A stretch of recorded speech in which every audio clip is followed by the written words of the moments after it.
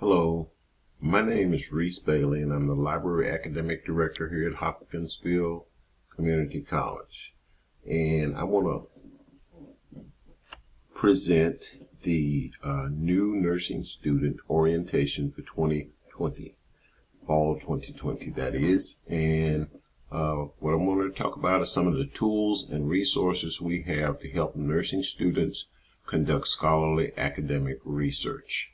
And the four main databases I'm going to talk about today are the EBSCOhost database, which has sub-databases, probably 4 sub-databases to help nurses, and we'll take a look at those very briefly. The Gale database has 2 sub-databases that are specific to nursing and allied health, and then we're going to talk about Films on Demand nursing collection, and that's an entire database of video, and we'll take a look at that. And lastly, the Salem Press database health section. It is a nursing database as well. From the college website here, you want to click on current student in order to start down the path to get to the nursing tools that we have at the library. And once you click on current student, you'll be on the current student resource page. Scroll down just a little bit, you'll see the library link. This takes you to the library page. You'll also see the online database link, and the library link will also take you, it has links on it to the database page. But what we're going to do here is go in and click on the online database page, and it takes us to the Muse proxy application server, which serves as our online database page. The first thing you can notice here is the fact that there's a row near the top that says all categories, and it's about to come up here. And that row includes several links that have a letter and a number. Each of those letters represent each of the databases which starts with that letter, which the first letter in the name of the database is that letter. And the numbers represent the number of databases that we have that starts with that letter, and they are accessed through this tab. So I said we were going to look at EBSCOhost first of all, their nursing resources, and so we want to click on E7, and that'll take us to the EBSCOhost links. These are all EBSCOhost links. The primary link is number 2. It covers all of the rest of the links and more information. So that's how you'll access all that. So that's the link we want to click on right now. And it'll take us to the EBSCOhost sub-databases. And these databases compile are a collection of databases which supports each and every one of our academic programs. The Academic Search Complete database is a database that cuts across all disciplines, but when you scroll down just a little bit, you'll see that the databases for nurses and allied health students include the Health Source Consumer Edition, the Health Source Nursing and Academic Edition, and there's a one other that I wanted to tell you about is the Medline link. This is a database. You can read the description. It talks about nursing and dentistry and medicine. And I want to just scroll back up to, I forgot to mention Sentinel. That is another of the nursing databases. It's very popular with all our nursing students, and you can read the description to see how it entertains or it contains information about nursing and allied health. If we go back up to Health Source Nursing Edition, the Nursing and Academic Edition, click on that link. Just quickly, we'll take a look at how these databases work. Once you click on the link, it'll take you to the find field page. Here's where you'll enter your search term or phrase.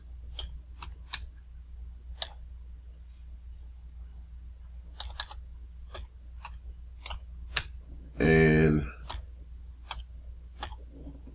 you'll see in most instances a drop-down menu which will try and help you refine your search. And when that menu appears, it means that you have some search term or phrase that seems either very, very narrow or very, very broad, and it's offering some topics along the same lines or in line with your search term to help you refine your search. I'm going to maintain that broad term, COVID-19, and click search.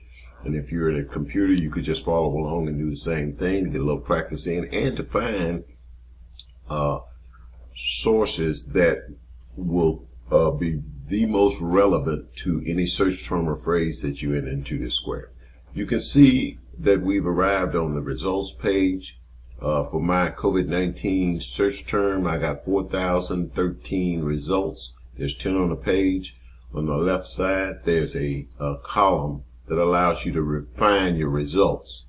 And there's many different filters here. If you just look at limit 2, you always want to go there and click on the full text so you can screen out all the abstracts and reviews and those sorts of things. And scholarly, academic, peer-reviewed. Everything in these databases is scholarly and academic.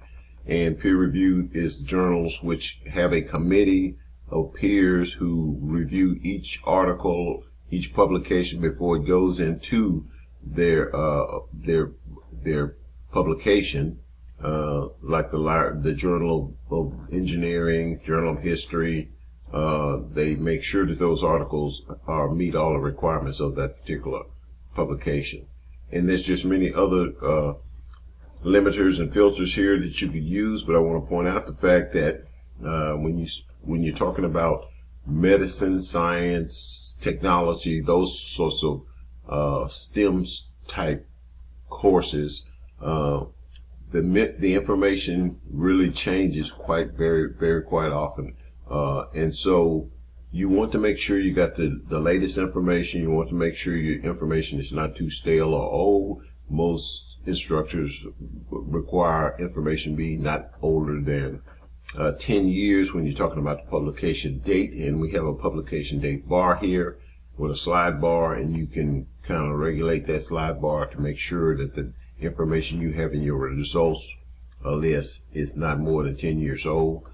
The algorithm sorts by relevance, and so the number one item on the results list is thought to be the most relevant, and everything in here is the most relevant, but it ranks the most relevant for you, and you can just scan through and kind of decide what you want to select, what you think might be good for you. If you think any of these articles might be something that you might want to look at later and read thoroughly to find a good source, you could just click on the folder and save your document in the folder in the blue bar, toolbar above. But you also have to go in, sign in, and follow simple guidelines and protocols and steps that they show you to create a profile in order for that document to stay in that folder for 180 days. Every time you open it, it renews for 180 days. Otherwise, if you save it in the folder, when you log off from the database, the document will go away and it won't be there later on. What we're going to do right now is just select one of these articles from the results list. I'm going to find an HTML format article, and all of our articles are either HTML or PDF, and the other option for format is an ebook, especially in the EBSCO ebook collection that we have. We have 39,000 ebooks in that collection that's available to you. I'm going to select this number 4 here so that I can show you all the tools that are available. So there's the HTML have a few more tools than does the PDF when you're talking about searching and retrieval of those particular documents. So I clicked on that link for that document. It brought us to the original source page. This is the information you want to use. You don't want hearsay or anything else. You want scholarly, academic, first-hand information. So I'm scrolling up and down there. The important thing on this page is that you have several tools. You've done your search part of your research. Now you have tools to extract that information. You have a Google Drive that's associated with this database, and you can save any of your documents in that Google Drive. Or, as I said, if you really decide at this point that you like this article, you might use that. You want to put as many articles as you can that are the most relevant into your works cited page, because it's easy to take away some of the articles and not use them, but you can get your search done and make sure you have enough sources that you will find the best of those and use them, and that'll be sufficient for your assignment. So you could, as I said earlier, you could add that to your folder. You have to have a profile for it to stay in there for a prolonged period of time. You can print 100% of any article free, 10% of any ebook. You can mail a link. You can send an email with a link to the article and put it in your inbox. And when you get ready to read that article, you can go in the inbox, click on that link, and it'll bring you back into the database without signing in or doing anything. You'll have access to it. You can save 100% of any article to a jump drive to your computer, etc.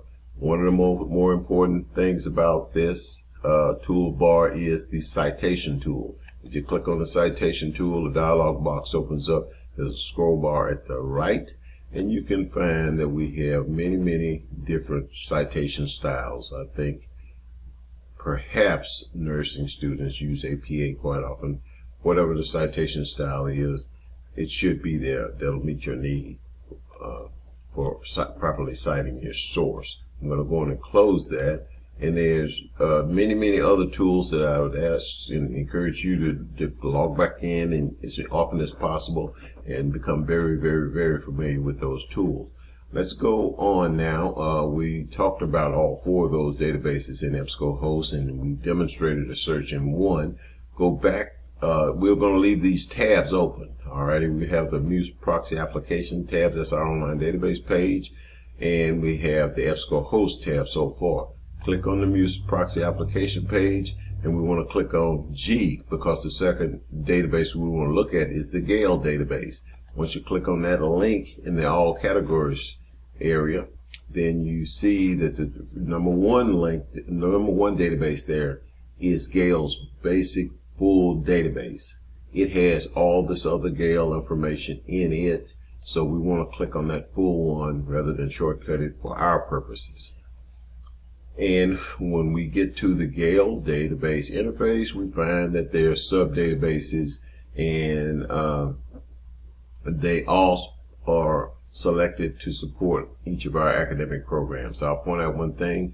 All of these databases are checked at it. That should not be the case. So what you want to do here, first of all, is just select all and then click it again to get rid of all those. Because a part of your refining process is to find only those databases that pertain to your discipline or your search term, and use those. Because if you search all of these, you're going to get answers no matter what your search term is or what your discipline is, but they won't be the most relevant. So we want to try and start to refine down to the databases that pertain to your search term or phrase. And when you look at these titles and these descriptions, you can see that there's databases across all campus disciplines. And when you scroll down a little bit, you find that we have an allied health and nursing health database. And we have a physical therapy and sports medicine database. And these are the main two databases that pertain to nursing in the Gale database. So you could click on those, go in, you see the interface, the same as with EBSCOhost. You put in your search term or phrase. You have limiters. You have extraction tools. Once you found the data, the sources that you think might be in line with your search term or phrase.